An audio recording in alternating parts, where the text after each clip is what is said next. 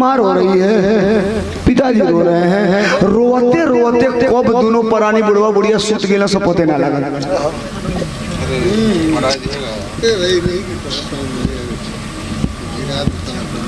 सवेर भाई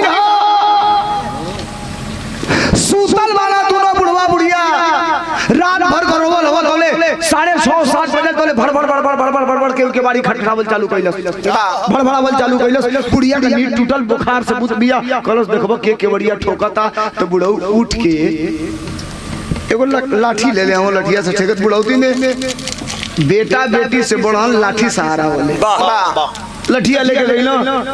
इतनी गरी तो लोहा का के सिटकिनी लगा था पहले में लकड़िया का 2 पल्ला का केवाड़ी रहे तो लकड़ी का किल्ली लगा, किलिया निकलन। तब तक दरवाजे पर देखते हैं उसी गांव का रहने वाला एक नौजवान राम शरण यादव खड़ा है।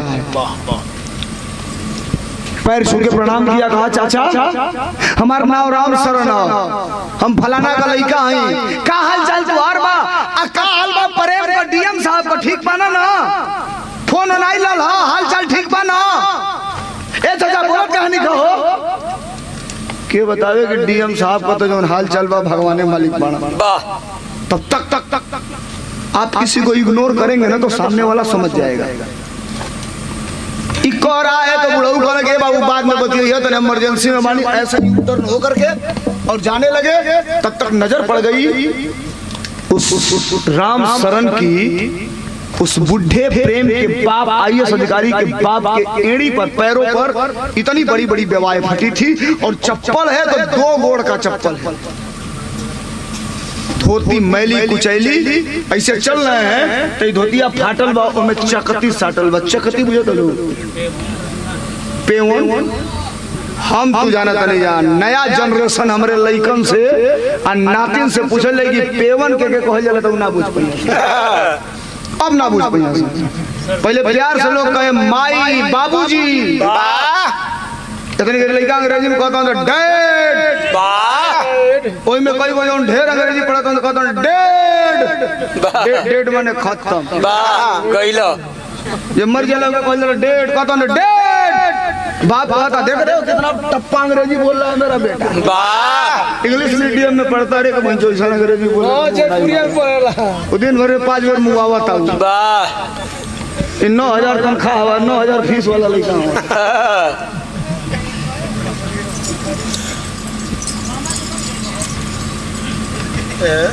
राम शरण खड़ा हुआ और बुढ़ा बाप प्रेम का आगे बढ़ रहा है, पीछे से दौड़ के गया और कलाई पकड़ लिया और ऐसे घुमाया, कहा चाचा हमसे कुछ छुपा रहे हैं आप, मैं भी आपके बेटे के समान हूँ, आपके गांव का रहने वाला हूँ, कुछ छुपा रहे हैं आप, हमसे बताइए, हो सकता है मैं आपकी कुछ मदद करूँ। पीड़ा कब निकलेगा जब केहू पीड़ा पूछे वाला होके तब। जो इतनी बात को कहा तबले दौड़ के गई ना राम शरण रमा शंकर देखो इज्जतदार आदमी के दौड़ के गई ना के बढ़िया बंद कैला, बंद का गया के राम शरण के ऐसे कन्हवा बहतवा रख के भारा के नीचे गिरल तो रामो शरण बैठ गए। अब भुखार छोड़ के रोवे लगला, 15 मिनट जब रो लिया आंस गिर गई, राम शरण चुप करावा था, चुप भइला तो कुल कहानी ये बता देना कि कौने का रिक्शा चला चला प्रेम की पढ़ौली लड़का डीएम हो गई, 1 साल हो गई, आज 1 रुपया भेजलस ना।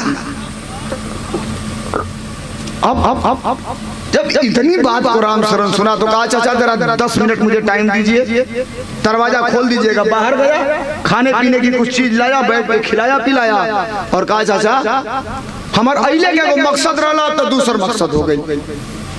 परसों हमारा एक टिकट है हरियाणा का, मैं वही काम करता हूँ और मैं चाहता हूँ कि मेरे साथ आप और आपकी पत्नी दोनों लोग हरियाणा चलें। तो बुढ़ऊ बोलो हम काहे खातिर हरियाणा चलो, हमारी पत्नी काहे जाई? तो कहे साहब आप नहीं जानते हैं, आपका बेटा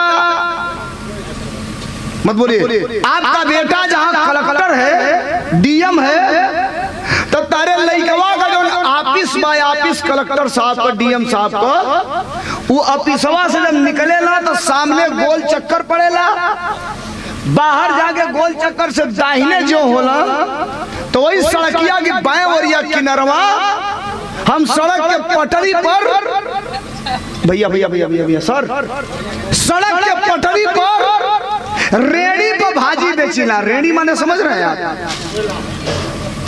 जेके अपने के यहाँ ठेला बोले जाला, बम्बई में दिल्ली में ओके रेड़ी बोले जाला।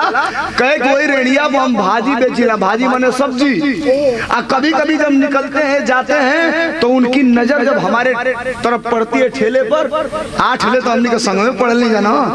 अरे अब न 2 साल से डीएम हो गई। मान जाना है भैया, रुक जा, छोड़ दे, मान जा, रुक जा, बस चुपा जा, 2 मिनट और। 8 ठेले संग में पढ़ला ना, नजर जब हमारे और पड़ेला तो हम तनी सा हंस देला, वो हंस देना, हम उनके सम्मान में इसे सैल्यूट कर देले। लेकिन आज तक कभी वो गाड़ी रुकी नहीं है और मैं आज तक कभी बात नहीं किया हूँ। मैं जानता हूँ कहाँ रहता है आपका बेटा। मैं लेके चलूंगा आपको और आपको और खड़ा करके कहूंगा उसके सामने कि प्रेम, जिस बाप ने रिक्शा चलाकर तुझे डीएम बनाया, कलेक्टर बनाया, उस बाप को क्यों तुमने छोड़ दिया? डूबते को तिनके का सहारा। रेलवे स्टेशन गया, 2 वेटिंग टिकट लिया। वेटिंग टिकट काउंटर से इसलिए लिया, आप दुकान से काउंटर वेटिंग टिकट लेंगे, अगर क्लियर नहीं होगा तो खराब हो जाएगा, और काउंटर का रहेगा तो अगर नहीं क्लियर होगा तो भी आप ट्रेन में बैठ के जा सकते हैं। अपने सीटे पर दोनों के बैठौलस, माई प्रेम के माई के प्रेम के बाप के, अब बैठा करके लेकर के चल हरियाणा। सुबह 12 बजे गाड़ी पहुंचाई, अपने कमरे पर ले गया, भोजन वोजन कराया, रात भर सुलाया और सवेरे भोजन करा के एगो ओला कैलस। ओला समझ रहे हैं आप लोग ना? ओला बुक किया और बैठा करके ले आया जहां प्रेम का ऑफिस था। लाया तो गेट पे खड़ा है, हर डीएम के गेट पे संतरी खड़ा रहता है, देखते हैं बंदूक में चाकू लगा करके खड़ा रहता है। खड़ा है, कभी इधर जा रहे हैं कभी उधर जा रहे हैं। 3 लोग है, संतरी बुलाए, इधर आओ, कहाँ लेफ्ट राइट कर रहे हो? तो ये राम शरण का साहब से इन दोनों लोगों को मिलवाना है। अब संतरी घड़ी देखा, कहा देखो 11 बजे तक साहब मिलते हैं, 12:30 हो गया, अभी नहीं मिलेंगे, 3 बजे के बाद आना, तो 3 बजे के बाद मैं मिलवा दूंगा। ये दोनों बुढ़वा बुढ़िया तनी दूर हो गई ना। राम शरण कलश के साहब बड़ा इमरजेंसी बा, तनी अगर आप 2 मिनट खाली मिलवा देती तो बड़ा कृपा हो जाएगी। संतरी कहा मैं एक बार तुमसे कह दिया कि 3 बजे मिलेंगे, तो कैसे जबरदस्ती कर रहे हो? जाओ यहाँ से, दिमाग खराब है तुम्हारा, सड़क पर खड़ा होकर डिस्कस कर रहे हो हमसे। वो बुढ़वा सुन गई कि कुछ झगड़ा टाइप का होता। अब देहात का बूढ़ धोती पहिरल है, जाले चढ़ल रहेला धोतिया, देख रहे हो बोलो बुढ़वन के हे जाले ठमुनवा की लगवा ले रहेला, हंगा पहिरे पुष्टा बांध ले हैंगा, हे जाले चढ़ल रहेला। अब धोती हंगा फुटियोले हैंगा, पहले कहला का भइल हो? तो राम शरण कहे कि हुआ क्या, अभी मिल कह रहे हैं कि 3 बजे मुलाकात होगी। तो बुढ़वा कहला से बाबू तनी मिलवा दो। कहला कुत्ते है, दिमाग खराब है, चपरासी से मिलने आए हो, डीएम से मिलने आए हो, जाओ हटो यहाँ से, 3 बजे मुलाकात होगी। दांत चला से बुढ़वा धोती खुटिया गलत तारी बहन की संतरी की ऐसा की तैसाल। अरे जाके कोई दिन प्रेमवा से कि तोर बाप तो से मिले आइल बा, जाके बोल जाके। ओ संतरिया उधर है सारे पागल कहां से आ गए ना सही 3 कोई होगा जानता। अब ये राम शरण है, मेंटेन कर रहा है साहब। सुनिए, अब बुरा मत मानिए, असल में आपके साहब के यही पिताजी हैं और ये उनकी माँ है। संतरिया कलश ई दूगो तो पागल रहना सकते हो, सारे स्क्रू ढीला आ गए। अगर ये हमारे साहब का माई बाबूजी हलो तो हमारे लगा का करे आगे लिया के फोन कला डायरेक्ट बतिया लो, उहे बोला लिया। राम शरण का नहीं साहब, बात कुछ ऐसी है कि वो बुला नहीं सकते, बिना मिले बिगड़ जाएगी बात। संतरी कहा देखो भाई हम एक मदद कर सकते हैं, हम बुलाएंगे नहीं, हम मिलवाएंगे नहीं, कागज के नाम लिख के लेके जा रहे हैं, भेजवा देंगे पर्ची, साहब अगर बुलाएंगे तो यहीं रहो, हम लेकर के अंदर चलेंगे। अब कागज निकाला, बोलो नाम क्या है इस बुढ़े का? तो कहा रामाशंकर। तो लिखा रामाशंकर। बुढ़िया का क्या नाम है? सुजाता। पर्ची बनाया, लेके अंदर गया और चपरासी की हिम्मत कहाँ है कि कलेक्टर को पर्ची दे दे ना। पास में गया तो आप देखते होंगे हर डीएम एसडीएम के बगल में एक टाइप करने वाला स्टोनो बाबू होता है। तो स्टोनो बाबू को पर्ची पकड़ाया, कहा जरा साहब को दे देना। अब स्टोनो बाबू पर्ची लिया और डीएम साहब कुछ लिख रहे थे, चश्मा लगा के तब तक आगे ले जाकर रख दिया। ये मुंह लगू रहा ना सही जो टाइपवा करना सब लेके आगे रख दिया। अब चश्मा उठा के देख रहा है वो प्रेम रामाशंकर सुजाता। अरे तो मेरे माँ बाप का नाम है। ये पर्ची कौन लाया?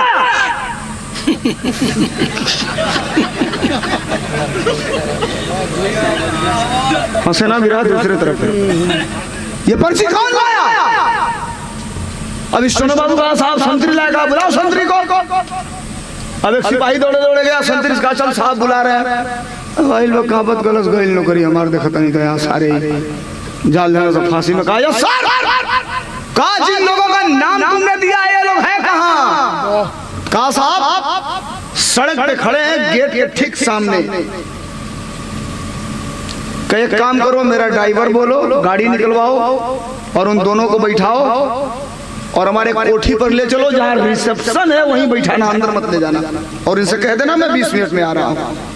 हाँ लेकिन इन दोनों के बाद तीसरा कोई नहीं जाएगा।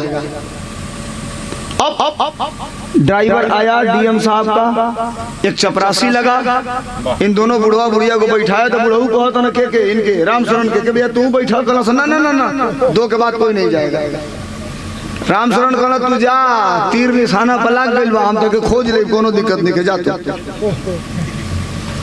बुढ़ऊ बुढ़िया के बैठा के ला करके कोठी पर, रिसेप्शन का मतलब समझते हैं जहाँ आदमी से मिला जुला जाता है, काउंटर होता है, वहीं ला करके बिठा दिया गया। और 15 मिनट के बाद होय होय होय होय सायरन बजाते हुए गाड़ी आई। और जब गाड़ी आई साहब माई खड़ा होके ताकत ही अमर प्रेम कहाँ बा? बाबूजी का धोतिया में पेवन साटल बा, धोतिया हैंगा तोपा थोड़ा महंगा हैंगा लुकवा के कि ई न लौके हमार बेटा डीएम कलेक्टर है, अपने बेटा के लगे आइल बनी, लग जाई तो बेइज्जती हुई। बाबू खड़ा होके ताकत न। तब तक 10 मिनट के बाद एक खूबसूरत औरत इटालियन सेंट मारे हुए गम गम खुशबू महक रही है और ये प्रेम उसके बाहों को पकड़े हुए उधर से चलता आ रहा है। माही खड़ा भाई हमार लाल कितना साफ हो गई हो, साहब हो ना बेटा। बाप खड़ा हुए प्रेम ये प्रेम। ये औरत कहती अरे ये कौन दो पागल बैठाए हो, ये तुमको बेटा कह रही है, कौन है? जब बुढ़िया सुनत दिया कि मौगी कहती है पागल कर मारा परी फलान चीज में होई है, पर दिमाग खराब बात हुआ, हम पागल कहबू। अब प्रेम तो देखा कि हो जाएगा गड़बड़। पत्नी से कहा तुम अंदर जाओ, 15 मिनट बाद मैं तुमको बताऊंगा क्या है, तुम समझ नहीं पाओगे। अंदर गई, प्रेम आया, दौड़ के आया। प्रेम का बाप रमाशंकर ऐसे हाथ फैलाकर गले से लगने के लिए कहा खबरदार रुक जाइए, आपने गलत कर दिया, यहाँ आकर गलत कर दिया। हाँ माई धैला सब हाथ वो बुढ़ावा का बुढ़िया कर चला थूक देख रहे इसन किला पर एकरी नौकरी पर कहता गलत कर देला। अब जिंदगी में कुछ नहीं है, गोबर के ऊपर फेंक ले लई, मजूरी कर ले लई, कटिया पिसिया के ऊपर ले लई, पेटवे जिया के बाद जिया ले लई, एकरी दरवाजा पर ना रह जाई। चला वापस। सम्मान से बढ़ के कोनो चीज ना होला, तब तक आप नहीं समझ रही है। हमने आपके लिए अलग एक घर की व्यवस्था कर दिया है, वहाँ भोजन कपड़ा लत्ता सब मिलेगा। मैं रोज आपसे मिलने आऊंगा। यहाँ आके आपने गलती किया था। अब बुढ़वा बुढ़िया के धैलस गलत पागल हवे थे। बेटा अधिकारी हो या अधिकारी है, यहाँ से अंग्रेजी में रोज बतिया, यहाँ से कोनो अंग्रेजी में हमने से पूछ दिया ना बोल पावल जाई तो बेइज्जती हमरे लइकवा को होई। तई जहाँ रखा था वही रहल ना, खाए पिए के मिलबे करी। अब जरा समझिए भी रहा कितना सीरियस हो गया। बाहर निकला, 2 गाड़ी लगी थी, एक गाड़ी में ये पति पत्नी बुढ़ा बुढ़ी, एक गाड़ी में अधिकारी। 4 घंटे गाड़ी चली। एक 4 मंजिला बिल्डिंग है, गाड़ी आके रुकती है, गेट के अंदर उस माँ बाप को लेके पहुंचता है, रजिस्टर पे दस्तखत करता है। अंदर जो ही करता है उस 4 मंजिला बिल्डिंग पे बहुत बड़ा बोर्ड लगा था और उस बोर्ड पर लिखा था वृद्धा आश्रम।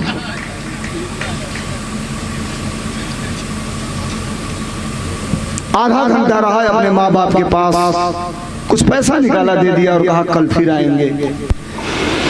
1 दिन बीता आया, 2 दिन बीता आया, 3 दिन बीता आया, महीनों दिन तक आते गया। लेकिन 20वें दिन जाते जाते इस बुढ़ा और बुढ़ी को पता चल गया कि ये प्रेम का घर नहीं है, कि वृद्धा आश्रम है और हमारे जैसे सैकड़ों बुजुर्ग और महिलाएं यहाँ हैं।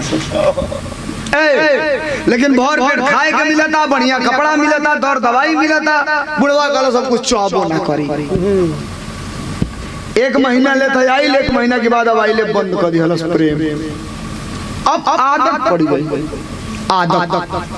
विरहा इतने लोग बैठ के अब तक सुने हैं, 95% विरहा खत्म है और 5% का मेन ऋण बची है विरहा की।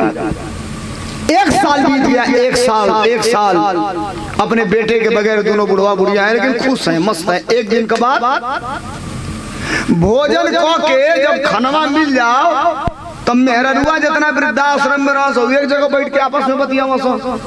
आप बुजुर्ग जितना थे एक जगह बैठ के दिन भर कौन काम भाव में सोनी कोड़िया तो करे नहीं खे।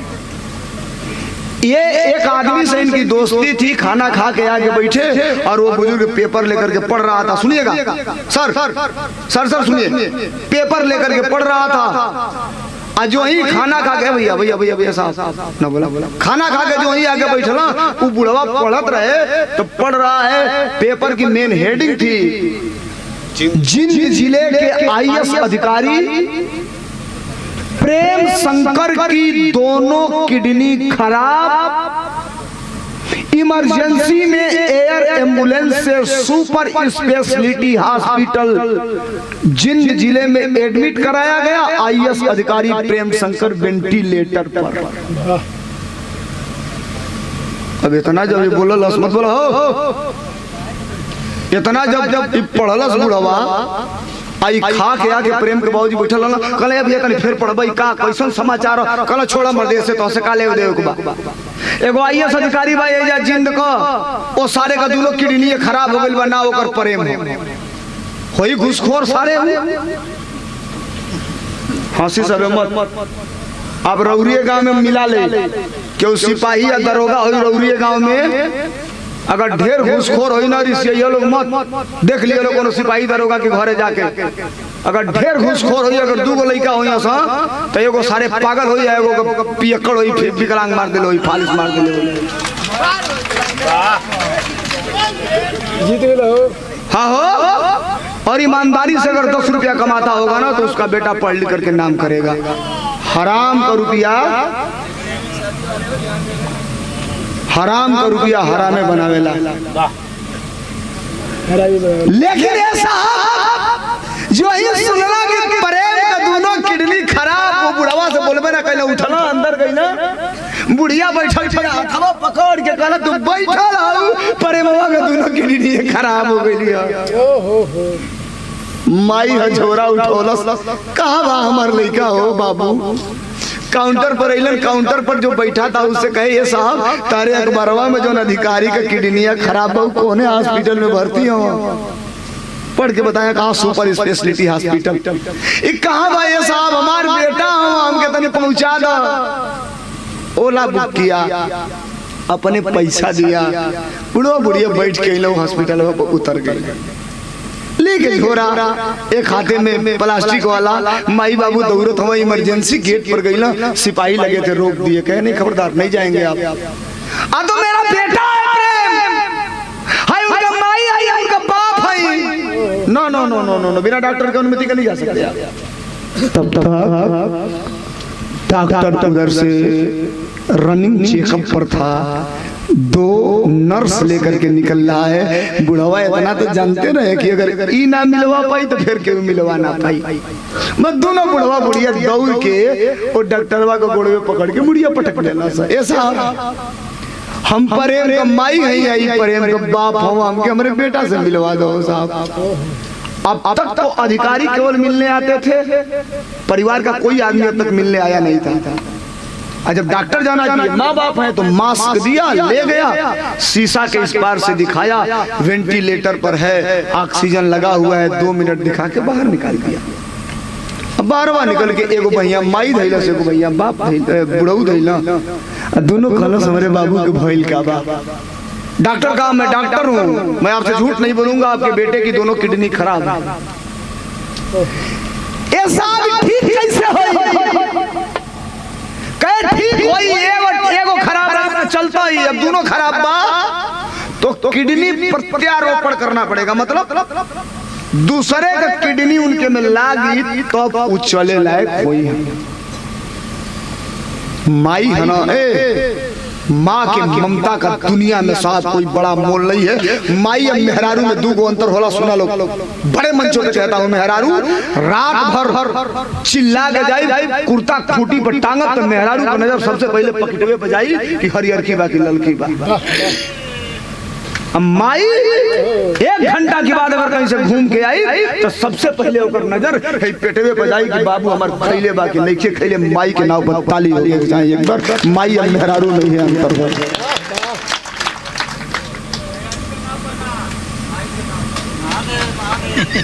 दौड़ के न बोलिए, दौड़ करके माँ उस डॉक्टर के सामने आगे आई, ऐसे पकड़ के पेलौजिया फाड़ डाला सापा। देखा माई है कलसे साहब आई करे जब हमार फाड़ के हमार किडनियां निकाल के एगो हमरे बाबू के लगा दो, हमारे बाबू के जिंदा रहे के चाहिए। बाहरे माँ मान जा 5 मिनट, 5 मिनट मान जा बस।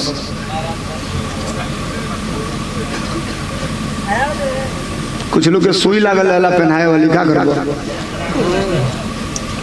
कीड़ी काटे ली से धीरे धीरे रह।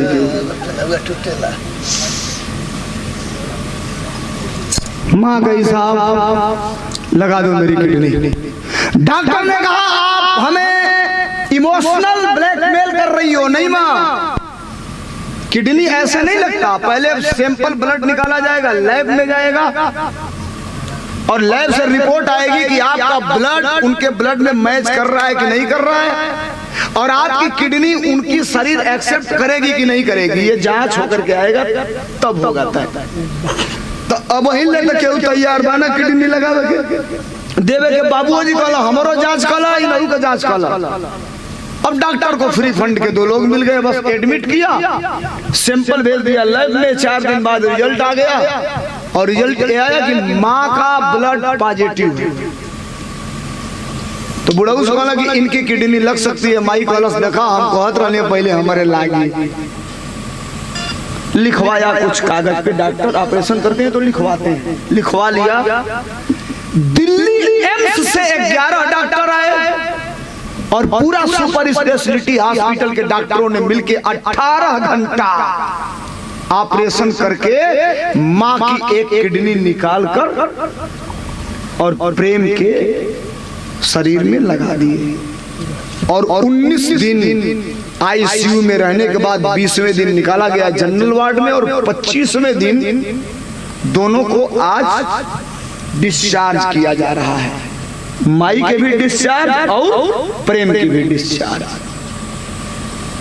करना है। तब तक जब डॉक्टर बड़ा ऑपरेशन करते हैं, सफल हो जाता है तो उसको सेलिब्रेट करते हैं। विरान दिन दौर में है, एम्स के सब डॉक्टर सुपर स्पेशलिटी के हॉस्पिटल के कर्मचारी ताली बजाते हुए गए उस प्रेम के पास, आईएएस अधिकारी के पास, और कहे साहब आपको नई जिंदगी मुबारक हो। लेकिन आप जानना चाहते हैं कि आपको दूसरी नई जिंदगी किसने दिया? तो प्रेम ने कहा किसने दिया? व्हील चेयर पर माँ को बैठाए हैं, डगराए वाला जो कुर्सियां रहला डगरा के ला करके उसके सामने खड़ा कर दिए। इनको पहचानते हैं? हर हर हर हर अखिया से पानी गिरे लगल। माई हमार डॉक्टरों ने कहा एक बार जन्म देके आपको जिंदगी दी थी और दूसरी बार किडनी लेके जिंदगी दी है। प्रेम रोवत बा, माई के मना बा कि बोली हम मत तारा ऑपरेशन भइल बा, तोले अब रोकाता लइका रोवता तो कर सरे प्रेम चुप रोत काहे वाले रे? एगो हम देली आ 3 महीना बाद एक बुढ़ऊ एगो दे दिया तो दोनों लग जाई तोर। हमने के जब जिए ले तोले तुम मरबो ना ना। गाड़ी सरकारी आई, दोनों को बिठा करके घर लाया अपने बंगले पर। हजारों लोग जुटे हैं। रात बीता, सुबह 7 बजे प्रेम ने अपने स्टोनों से मैसेज भिजवाया कि जिले के सभी पत्रकारों को बुलाओ, मैं 11:15 पे